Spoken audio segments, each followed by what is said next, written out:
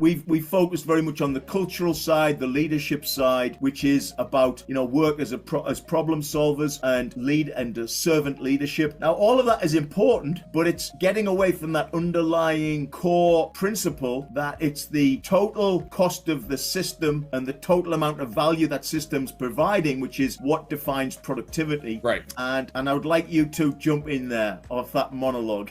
Yeah, this is actually one that I deal with quite a lot because, one of the bigger things that we do actually is value stream mapping and Hoshin Kanri. So we've got a very effective kind of value stream map to Hoshin, annual planning process. That's, one of the things that we go and help install at a lot of our customers. And this comes up so often because it's just kind of, everyone's null go-to that you zoom into one aspect of the system and kind of focus on this one thing. And even if it's your bottleneck, that's great. And you touched on it, it's literally sub-optimizing one component of the system to make it move faster, regardless of how that impacts everything else, versus the velocity of the system itself, which matters because what's happening in the world and markets, more broadly with greater competition and things like that is lower prices. It becomes easier to order, smaller quantities, high variability, and offer customers, more choice basically, and differentiate yourself as a producer on the basis of, kind of choice and, value and that sort of thing. But if you're not able to deliver that, then it doesn't do you any good. And the example I like to give people is, in a batch and queue environment, the thing that you're trying to optimize, it isn't even the work itself. It's literally your changeovers. So when you're in a scheduling mindset in a batch and queue environment, that's all you're doing. They just want to minimize changeover. If I'm making part A and it's got geometry, whatever, and then part B has a similar geometry and I can use the same tooling head and blah, blah, blah, blah, blah, I'm going to put those parts together. It doesn't matter if this one is due next month and this one's due last week. These two fit together. They follow the kind of sequence that allows me to minimize my changeovers, my changeover time, my, whatever. And,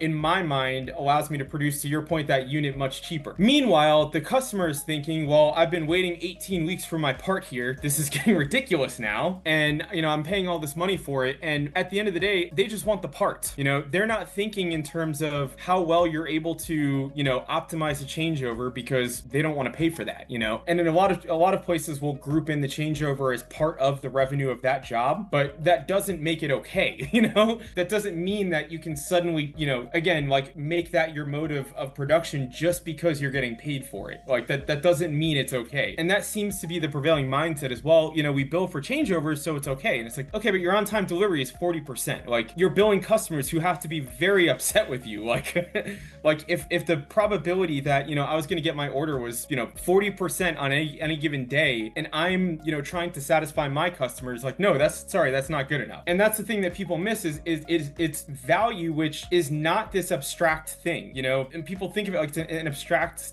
kind of an idea that has many, tentacles, that kind of, it's not. And it's something as tangible as, going to the airport is, I think, the example that everybody loves to use is when you go to the airport, you're trying to get to point B. You don't care about going through security. You don't care about the experience that the flight attendants try to give you. None of that. You care about getting from point A to point B. So your value added time, as far as you're concerned, is the plane touching the ground, at point B, because that is your arrival, which is the thing that matters to you. The plane flying through the air is getting you closer, but it's not you arriving at your destination even. So I think people even have this kind of warped idea of value and start to substitute that for what the customer actually wants. And then again, that leads to this idea of, well, if we lower our costs, maybe one day we can lower the price of the product and the customer will be happy. So let's kind of start on that path of, again, compress our changeovers, group our jobs together so like parts go with like parts. And all the while, our lead time is getting longer because what we're doing is we're batching those parts. So we're making bigger jobs because we've got delivery A this week, we've got delivery B in 3 weeks, and then in 9 weeks, we've got delivery C and D. So we're going to group all those together and just produce them today because why not? We'll have them today, we can put them in inventory and then just ship them out as we go. So we'll be on time for exactly one of the things we have to do today. And that's the very first one. Then everything after that, we're going to be necessarily late for. And it's going to be Groundhog Day every single day like that, just on perpetuity until we start expediting orders and we start putting these kind of, supplementary systems in place that cause things to jump